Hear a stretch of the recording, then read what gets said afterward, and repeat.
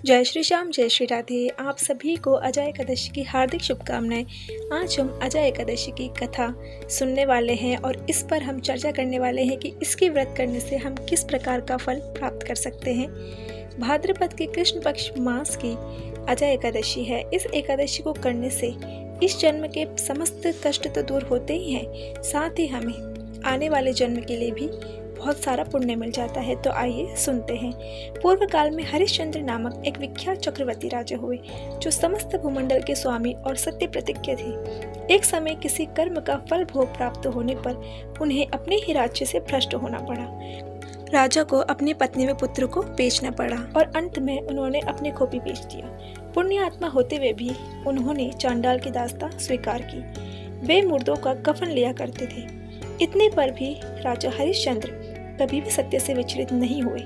इस प्रकार चांडाल की दास्ता स्वीकार करते करते अनेक वर्ष बीत गए। इससे राजा को बड़ी चिंता हुई। वे अत्यंत दुखी होकर सोचने लगे, मैं क्या करूं, कहां जाऊं, कैसा मेरा उद्धार होगा।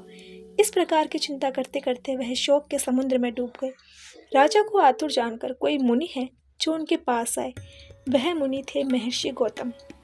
श्रेष्ठ ब्राह्मण को आया देख राजा ने उनके चरणों में प्रणाम किया। दोनों हाथ जोड़कर उनके सामने खड़े हो गए और अपना समस्त दुख का बखान ऋषि के साथ किया।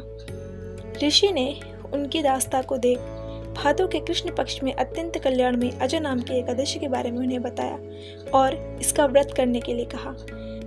ऋषि ने कहा कि तुम्हारे भाग्य से आज 7वें दिन की एकादशी है। इस दिन के उपवास करने से तुम इस पाप के जो तुम कर्म भोग रहे हो इससे हमेशा के लिए मुक्त हो जाओगे। मुनि की बात सुनकर राजा हरिश्चंद्र ने उत्तम व्रत का अनुष्ठान किया। उस व्रत के प्रभाव से राजा के सारे दुख दूर हो गए। इतना ही नहीं, राजा को पत्नी और पुत्र का भी साथ मिला।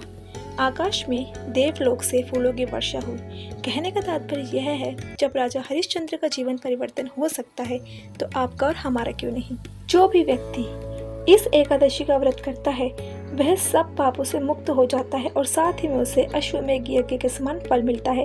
तो मिलते हैं फिर किसी नेक्स्ट वीडियो में। तब तक के लिए सभी को राधे राधे।